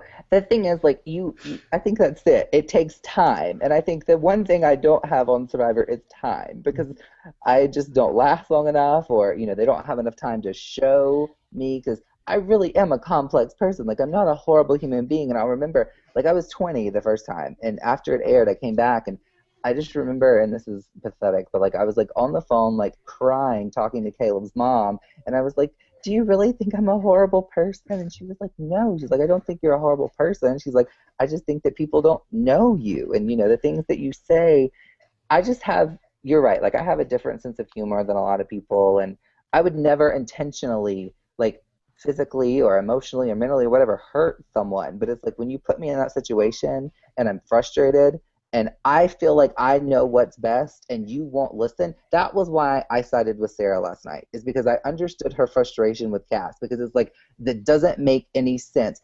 And I'm so sick of people using the term bully. Like, I'm a gay man from Alabama. I think I know what bullying is. Like, that is, you are not bullied on Survivor. Like, I'm sorry. See, I think I was in the minority of One World in the beginning, because after the first 2 episodes, the impression of Colton I got was, this guy's mad because his whole plan is messed up because of his tribe. So we know he's thinking before the game, and we know he's thinking in the game. And he also realizes right away there's a lot of fat to cut. There's a lot of people that don't need to be here that are going to mess up my game. And he was one of the, this is why I like Steve. I like this season so much. There's so many players. And Colton came right off as a player. He had ideas. He had to change his strategy, and he obviously got frustrated. But I like that. Look, I was looking for people like that in Survivor, and that's why I like this season as well. There's people out there playing. Tony is banging off the trees out there trying to play this game, and I think I agree. Tasha wants to as well. She's just in a group that's also playing with her, whereas I think Tony's playing twice as fast as the people that are standing around him.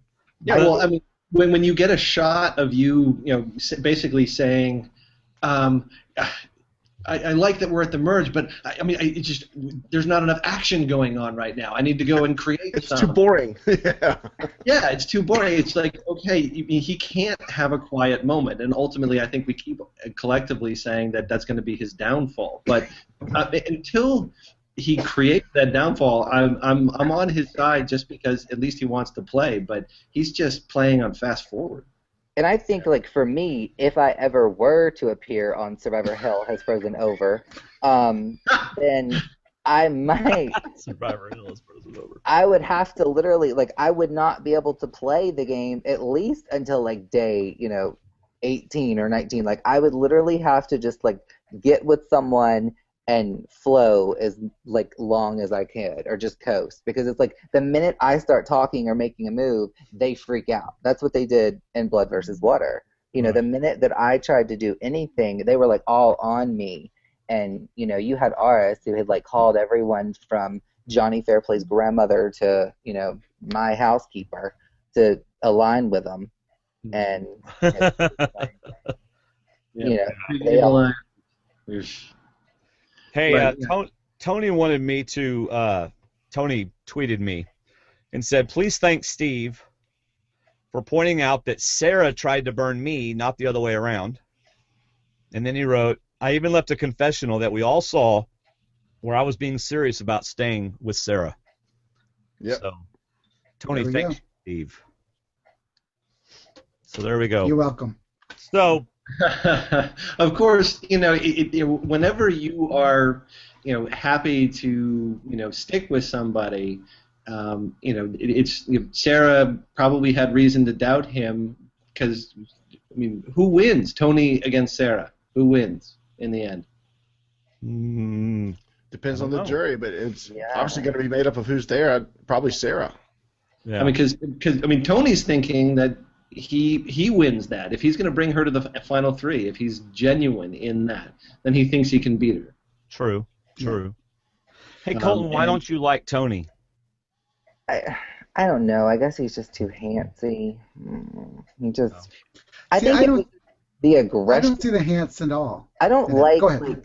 No, I'm just sorry. I just don't like this is gonna sound horrible, but like super like aggressive men, like in your face. Like, I guess it intimidates me. I don't know. I just. Because he likes you. He was a fan of yours. Oh well, thanks, Tony. I like your tattoo. Yeah, he likes your tattoo. Yeah, I don't know why, but I don't get the hints from Tony either. I just get the playing, the 24/7 bouncing off the trees playing, like Andy said. If it's boring, we got to do something. Something's got to be said. Something's got to be done. Who can I make a lie about now? What pot can I stir? Yeah, I don't think it, and I don't know. If David would have stuck around longer, I would have hated him way more than Tony. Yeah. But I think Colton isn't the only one who's comparing him to Hanson. I think it is the aggressive gameplay. I think it is the lying to turn people on one another. But I mean, I think people like Tony more just because he doesn't seem quite so. He's not mean-spirited about it. Right.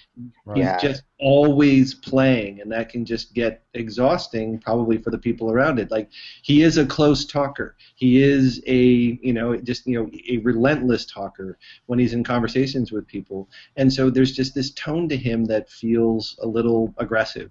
Yeah. And I'm with Colton. It kind of turns me off a little bit, but at the same time, I take a step back and just appreciate, okay, this is a guy who is going to play until there's no playing left to be done. And listening to you guys put it into those terms, it actually makes me kind of like him a little bit more and makes more sense, because you're right. It is not necessarily mean-spirited or him like being, he's not trying to bully anyone. He's just trying to play the game, and I think that's just his demeanor. Is just, he's a cop. Well, Tony, and I'm going to say something nice about him. Oh, sorry. Go ahead. No, Tony asked us not to end this conversation until Colton liked him. So.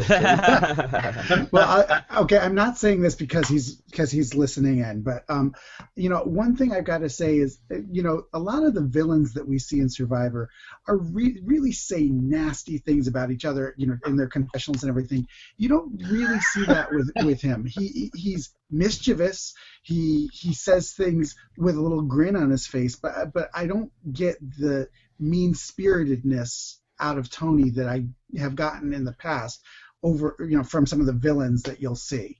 Yeah, because the edit we got about Cliff was, he's got a flock. He's got people going to him because he's the nicest guy in the world. We can't have that. I got to do something about that. Not because he was mean to me or because he's lazy. It was because Cliff has a chance to win the game. So moves are made for that. But Colton didn't know that people were nasty. He's never heard of that before. Well, I will say that I never encountered anyone nasty on the show. No. I thought everyone was quite pleasant. Yes. All right. I tell you what, as we start to wrap it up, why don't we, because at the very end, I want everybody to be able to, promote what it is you want people to go see, right? I know, like, people.com and Baker's does it and stuff like Captain America, Winter Soldier, yeah. Okay. Yeah, Captain America. But what I'd love to do is just go down the remaining 10, and some of them we've talked about, like, for the whole show, but let's just go down the remaining 10. Do they have a shot in the world of winning the game, or just what are your thoughts about them? So David, since you're my Mr. Brain, why don't you give us a name, and then we'll just go down the list. Well, let's start with Tony. We already talked about it. Okay, Tony, does he have a chance to win? Absolutely, yes. Yep, agreed. Yeah, definitely. I think he's going to keep on scheming, and he'll be at the heart of any flipping that might happen. Either orchestrating it or sussing out that somebody's doing that and trying to create a counter plan. So he could very well be there at the end, and if so, it is one of the best editing jobs in the history of the show to make us think that he was going to overplay it, and he had to leave. And if he gets to the end, that's just great storytelling. Yeah, and I'm enjoying watching him play. Colton, do you think he's got a chance? Yeah, definitely. Yeah. All right. What about Wu? What about Wu? Oh God, who? Woo! Yeah, it depends on who he's in the final 2 or 3 with. If he's against Cass, yeah, why not?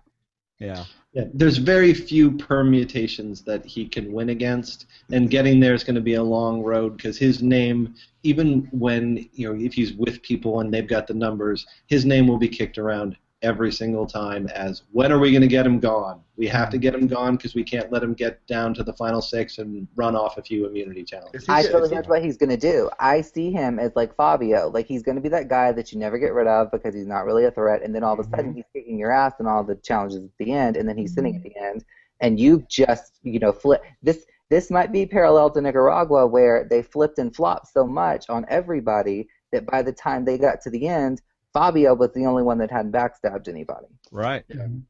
And, I don't believe that people vote for the best strategist. I don't think they vote for the most likable person. They vote for the person that they can live with winning, and it kind of validates their own story. So I think somebody who's affable and athletic and generally a ninja type of guy, yeah, I could see him winning easily. Okay. I don't know. To me, like, I like to think like, oh, I'd vote for the person that played the best game, but let's get real. No, it's always personal.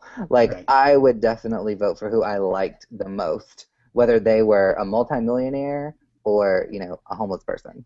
Like, I would vote for the one that, like, I personally liked more. Yeah. Well, We're but just not I mean, getting a you whole can lot of- make the argument that that's the person who played the best social game because they made you like them.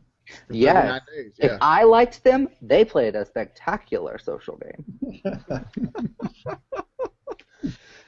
Woo's just not getting very much of an edit. He's getting kind of a Carter edit to me. That's just he's athletic, he's strong, and he talks to people, but otherwise he's not seen as making big decisions or making big moves yet. Yeah. So He's always kind of with somebody. Yeah. All right. Speaking of making a big moves, what about Trish? Can't win, won't win. Can't I win, don't think won't she- win. I don't think she will, and that's unfortunate because I think that she's also going to suffer from the same thing that Dawn or Lisa Welchel or whatever. You do put up with big moves from a 25-year-old guy that you don't put up with for a 50-year-old woman. That's just the way it goes. Yeah. But don't you think Cass kind of takes some of that pressure off of her? Yeah, and I'll tell you, Sarah loves Trish. Sarah said that in her exit interviews today, that she thinks Trish is playing a great game. So, but I don't see Trish making it all the way to the end. But if she does, yeah, she could eke out a win. It won't be unanimous by any means. Yeah. I mean, I personally, I don't even want to say this, but like I feel like Monica should have gotten more votes. And the only reason I wouldn't want to say that is because of my friendship with Rachel. But, personally, if I were sitting in the final two or the jury on Blood versus Water, I would have voted for Monica. I was mad at him for not. And, I just think like Trish could possibly be Monica because Monica was not as dumb as people led her on to be.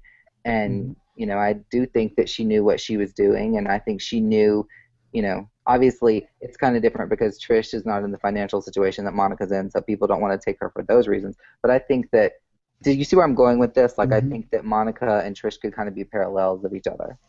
Yeah. All right. Yeah. What about Spencer? Oh, I like him a lot. See, I like Spencer. But I don't think he's going to win, but I like him. I wish he would. I like him. Is he not the biggest surprise this season? I'm just glad they finally found a super fan that could do something. There you go. Yeah, True. yeah. The young super fans have not necessarily fared all that well, and I mean, I went into the season, probably calling him all kinds of horrible names in my column leading into the season, just because those preseason interviews, he was just awful.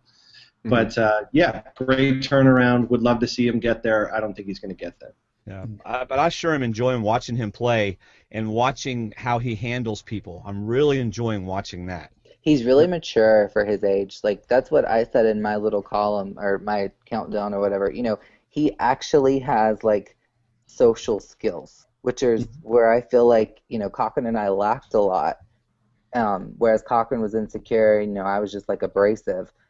Spencer is, like, really good with people. He's almost like, a 35-year-old in a 21-year-old's body. Right. Yeah, I think he's aged since day one. I think this has been the education for him as well. Because after a week, wow, this is nothing like I thought it was going to be. But I'm glad I know a little bit about the game and what I need to do. And I've seen a change since the first day. Like Andy said, those preseason things were crazy. They were such the not person we're not seeing right now. Yeah. Yeah, the best thing that could have happened to him was sort of being down in numbers and being threatened early, because he had to have an immediate dose of humility. If he had been up in a 4-person majority alliance and their tribe had done well and he gets into the merge and he's up, he's probably insufferable. Yeah. And hey, and oh, by the way, the chess master's got some physical skills. The guy's a little bit of an athlete. Yeah, definitely. He's like everything that Cochran and I weren't. Like, like he can name everyone on every season. What? But that may be what ends up getting him targeted. Yeah. Yeah. In the not so distant future, like Because Tasha. But I do agree that I think that it definitely humbled him to be in the situation that he was in terms of losing so many challenges and, being on the bottom of the alliance, because I definitely think had he been on the top, like Andy said, he would have probably been way more arrogant and way more, me. And there's that one going world. to tribal council early discussion too. He had to go to tribal council 3 out of 4 times in a row, and that certainly humbled him. Like you said, it made him sink more into a position instead of stand out and be more vocal about it. He had to sink back in and humble himself just to survive. And props to him for not giving up when it was him and those 3 women, because my God, it would have been a triple homicide if I would have had to live with him. All right, speaking of rice going into the fire, we're gonna have body parts. That's right. Oh, Speaking of did those she have women, the rice in? That's okay. She tripped and fell as well. what about Tasha? Oh, I like her. I would have liked her. I would have liked to live with her. I forgot she was on that tribe. If she makes it to the final 3, yes, she has a shot at it. There's they would be a fool to let her get to the final 3. Exactly. I agree. Right. If She's she so gets there, she sociable. wins. Bottom line, gets there, she wins. And she would be a very satisfying winner, but Right. I think she's very dangerous because she's likable. You want to root for her. So Yeah. Right. no, See, I she's can see her making it to the final 3. How? I don't see a path. How do you see it? I don't Not know. now. I just think she could win. She finds that Tyler Perry idol. Right. She could win, but how could she get there? You still got to get there. Yeah. I just think after last night she's going to have a hard time getting there. I think from- her only shot of getting there is if she were the last one that they picked off, like in terms of if they just picked off that alliance one after the other, and then she were to find an idol and she were able to use it to maneuver herself into a position with Cass and maybe LJ and Jeffra, because it's like, look, there's 3 Brawn and then there's you 2. But I think that Tony's going to sell Jeffra and LJ. It's like now that Sarah's out of the equation, I think he's going to sell Jeffra and LJ. It's me, you, and Trish, and you 2. It's me, Trish, and you 2. Right. Lose our fifth. I mean, yes, that all sounds nice if she finds an idol and if a leprechaun shows up and then the Exactly. but it's just not going to happen. So Okay. I'm sorry. All right. I know we've talked about her. What about Cass? Look. Cass has got some sass. I'll tell you, if I were any of those other 9 players, she would be one of my final 3 scenarios in my head. Yeah. Final 3 doesn't win. Final 3 doesn't win. I know, but she right now she looks like a goat, but then again, she did say, and they showed it for a reason. There's still plenty of time left. Yeah. I took that as a threat. So Lord only knows what that means. Yep. I love that fact about editing. They show you everything for a reason. You're not getting anything you don't need to see. I mean, they showed that, and they even subtitled it, didn't they? I mean, they wanted us to see it. Because she's so old, she has life left to live. It's the title of the next episode, probably. Yeah. Probably. And now, for the tribe that actually still has the most players still in the game from the original Solana, what about Morgan? No. Cannot win. No, I don't see She her can winning. win if she gets to the final 3. Uh-oh. Yeah. You are so biased. Change that heart to a 0. No, she could win. I don't think that, 0.0. I just don't think that she commands the respect that you need to sway a jury. I think if she's sitting by Cass and Jeremiah, she wins. I don't What know. about because of what Andy's been saying about her not playing the game, her staying away from everybody? I think they'd hold that against her.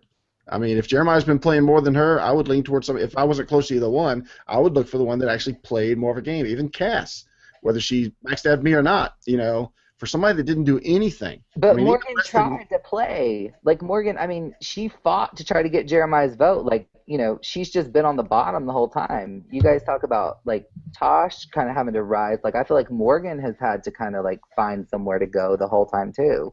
Yeah, since we have- Go ahead. Well, since we haven't had the TP idol yet, my least favorite point of this season was the leader and the weakest player. I did not like that little twist that they tried to interject in the beginning to start animosity. I wish they would have kept them on an even keel and let them all start as 6 strong and go from there. And I mean, then I I've got to say this. Go ahead. And Morgan is much love, Colton. I know, but I have spent enough time around the survivors in the past 13 years and met enough of the winners, and I think I've met every single winner now. there is something that winners of Survivor have that other people just don't have. There's a chemistry, there's a charisma, and I just don't see that with Morgan, unfortunately. Sorry. Yeah, I mean, I gave her props early, but it's just she's checked out, and I don't think any of the players that Steve's talking about, they just don't check out. They keep playing, and that force of personality doesn't let them hide in the shelter. They're constantly talking to people and at least playing the social game and playing those angles. I mean, Steve is the one who convinced me over the last couple of weeks that, Jeffra is actually playing a stronger game than we see solely because, she helped LJ manage to make that flip because she's sitting around the campfire talking to people. And she's very Natalie White. That's what I was about to say. She's playing the Natalie part. She is, because Natalie won because she could. I played with Laura Moret, so Laura told me, the reason Natalie won was because she knew everything about them. Like at Final Tribal Council, they were just shocked at how much she knew, because they were actually, I don't know if they were leaning towards voting for Mick or if they were swaying or whatever, but she said that a lot of people decided to vote for Natalie at Final Tribal Council because of they felt like Natalie had taken the chance to actually get to know them and knew a lot about them and their personal lives and stuff. I think there's no way that no way that LJ would have swayed Trish and Tony over without having Jeffra there. It was the right thing at the right time. Yeah. Dwayne, you need to go on the record about Morgan. I will say this about Morgan. Beautiful smile. Seriously. Yes. I mean, they've got some pictures of her smiling, and it's just the prettiest thing. And we see it once episode, maybe. I think you're the first man who's ever thanked me for her smile. Well, she has other assets too, but her smile is just really pretty. Okay, Dwayne, you need to go on record about Morgan. Yes or no? Oh, no, because she's the very thing that got Natalie to win, Morgan wouldn't be able to do that.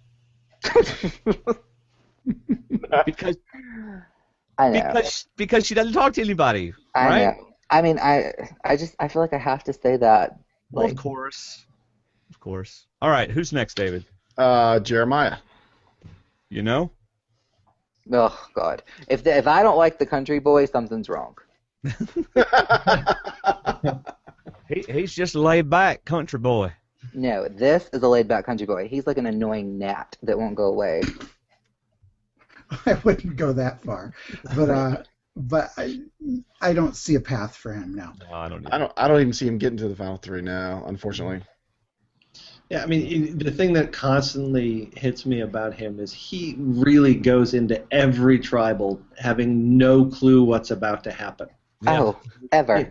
And he's just so happy when it's not his name. Yeah, I mean, I love no one more than Jay Byers, of anyone I've ever played with other than Caleb. But, Jay he was usually, I kept him in the know on what was going on until, he got blindsided himself when I wasn't there to help him anymore.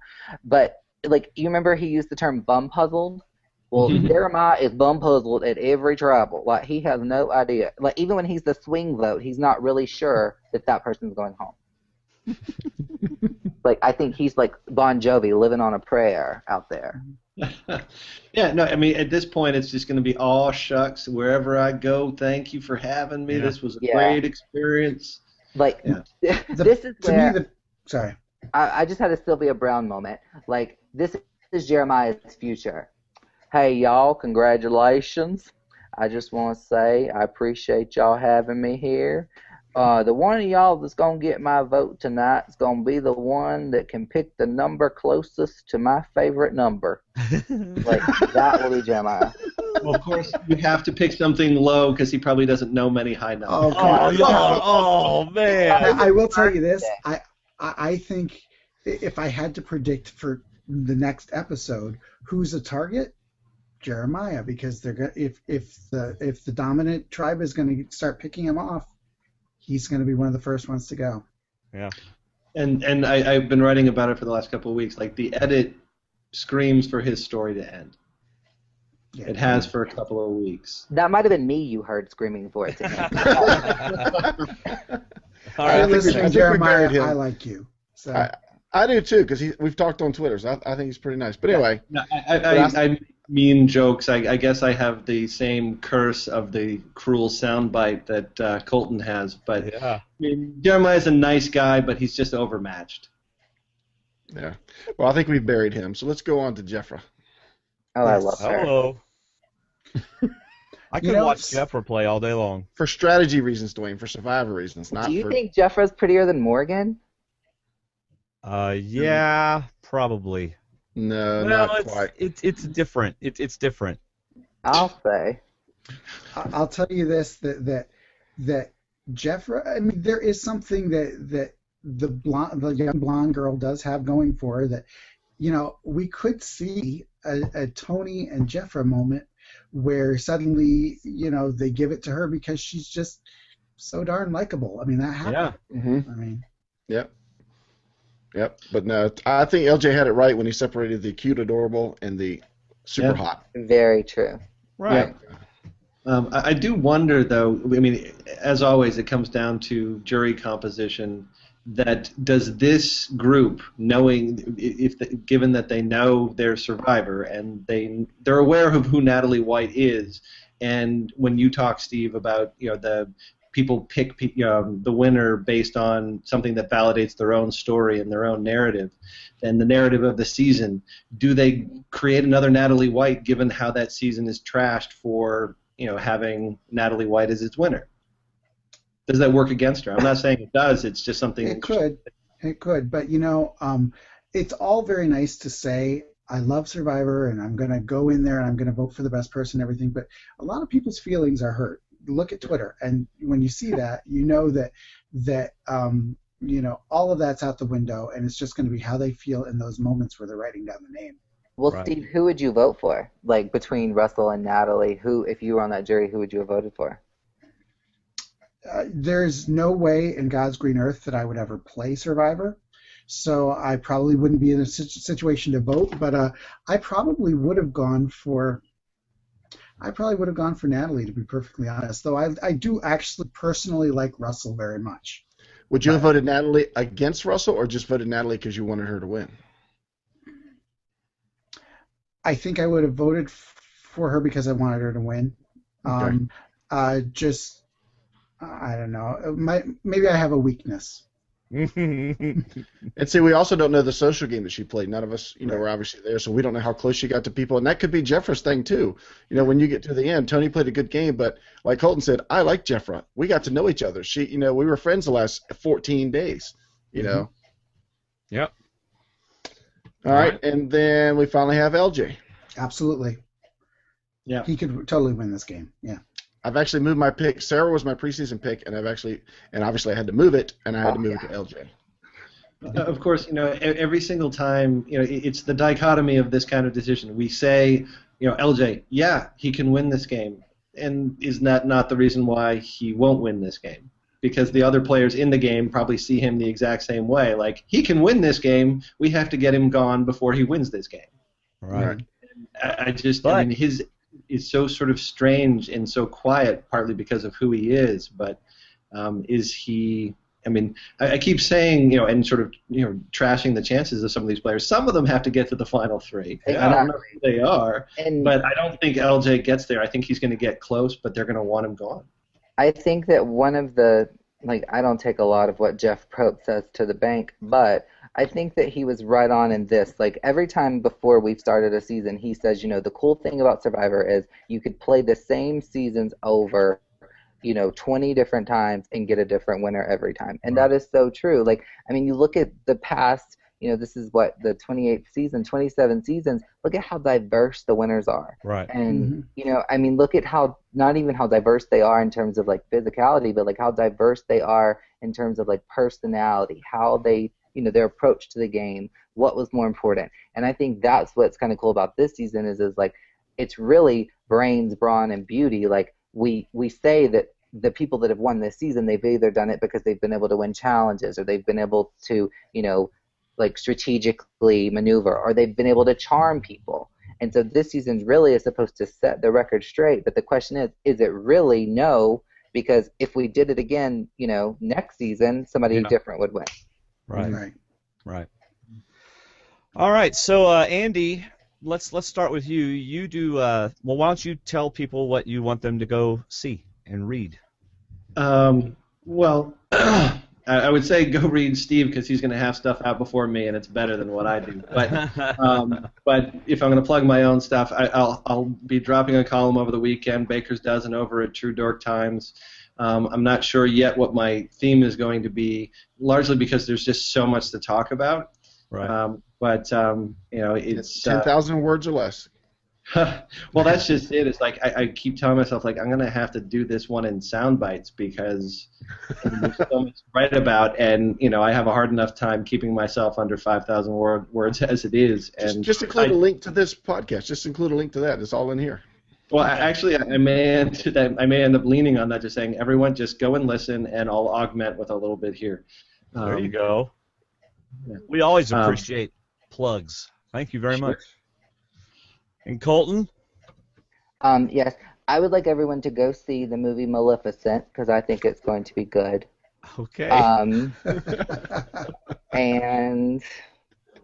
I don't know. You can follow me on Twitter if you want to. I'm not a really good tweeter. No, but you do write Colton's Countdown from the Couch. Yeah, I do. I write Colton's Countdown from the Couch, which is basically like just what it sounds like. Yeah, it's just really short and sweet and to the point.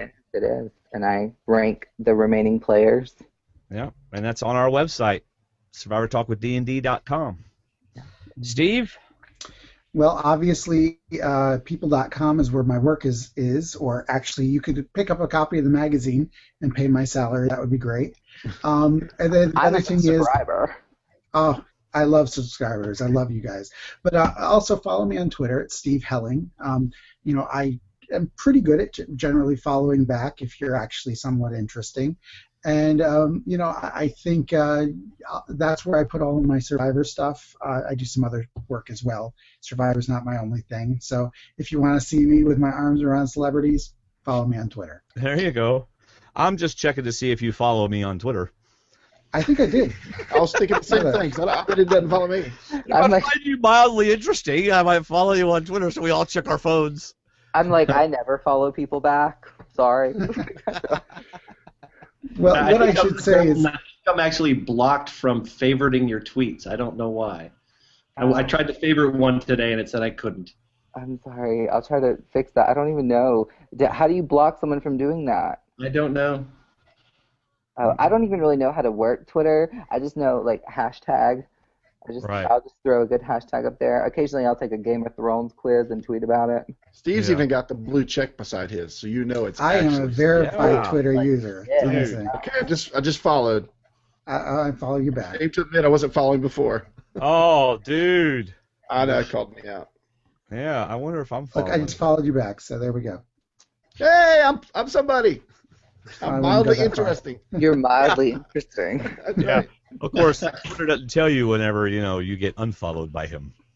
No, it doesn't. Or blocked. I won't be able to favorite anything. So. Yeah. It's okay. Go ahead, Colton. What? Oh, no, I was going to say, like, I tweeted one time, I said, it's okay, Jesus, I too lose followers every day. Yes. Oh, wow. And on that note, thank you, everybody, for listening and watching the Roundtable. If you watched us on YouTube, we appreciate you watching us live. The rest of you downloaded us. And, in fact, if you got this episode thinking you were getting the recap show, well, there's a recap show also that David and I did last night. So this we'll still have two podcast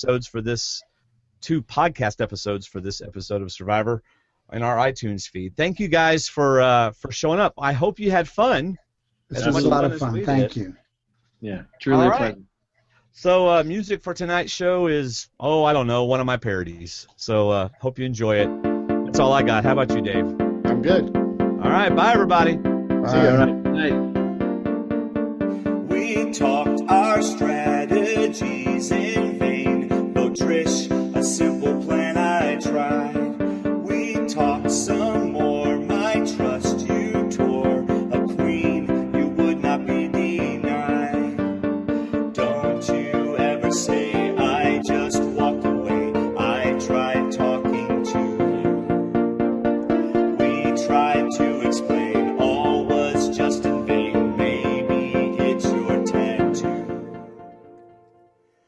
You came in like a wrecking ball. You almost made our kingdom fall.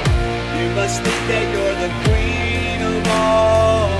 All your bossy plans, they annoy me. Yeah, you annoy me. I tried to talk beside the fire, but you were never gonna turn. Trish sat and heard our every word, and she quickly did discern that I might hear her say, won't you come our way? Our group really wants her. And I might just agree, you aren't good for me. Chaos just might ensue. I might come in like a wrecking ball. Time to make your shaky kingdom fall. Since you think that you're the queen and all, with all your bossy claims, you annoy me. So I might come in like a wrecking ball. Don't you mess with me, you crazy cop. All I wanted was some compromise. All you ever did was annoy me. Yeah, you annoy me. I never meant to start a war. I just wanted you to compromise.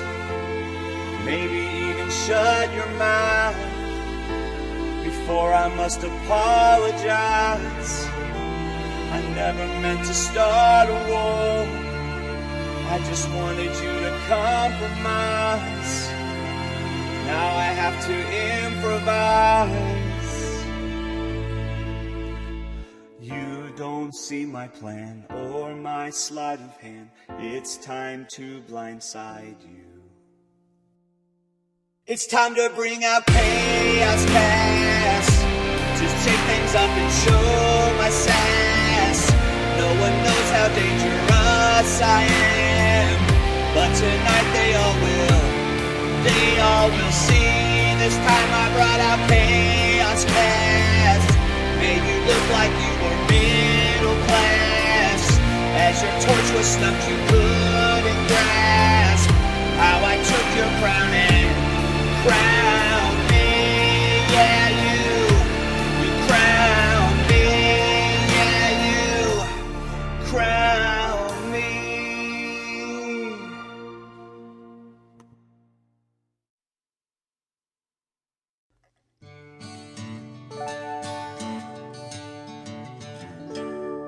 There's lots of ways of saying what I want to do to you. There's lots of ways and avenues to make my dreams come true. But I won't waste your time or mine or the viewers on TV. I'll come right out and tell you I just love to take you down. Take you down and loudly yell out lots of curse words in your ear. Take you down and with an elbow strike make blood flow from your ear. I'd let you know how much I hate just having you around. Oh Trish, how I'd love to take you down. You're relentless and you're crazy. You've made this camp intolerable. Your crazy way of talking makes me mock you like a fool. You tell me to go get wood when there's plenty on the ground. With your skinny legs a-flying, I can't wait to take you down. Take you down and loudly yell out lots of curse words in your ear. Take you down and with a hammer fist make blood flow from your ear. I'd let you know how much I hate just having you around. Oh Trish, how I'd love to take you down. But I must think of my daughter, lessons she learns from me. Her pretty eyes are watching each and every move I make. I also miss my Uncle Cliff, his laughter and his smile. If he were here, he'd tell me that I cannot take you down. Take you down, I just can't do it, so I'll go off on my own. I'll wait for Jeff to suggest I quit the game instead. Then I will have a reason to leave the game for good. Oh, Trish, how I'd love to take you down. Take you down and loudly yell out lots of curse words in your ear. Take you down and with an elbow strike make blood flow from your ear. I'd let you know how much I hate just having you around. Oh, Trish, how I'd love to take you down. Take you down and loudly yell out lots of curse words in your ear. Take you down and with a hammer fist make blood flow from your ear. I'd let you know how much I hate just having you around.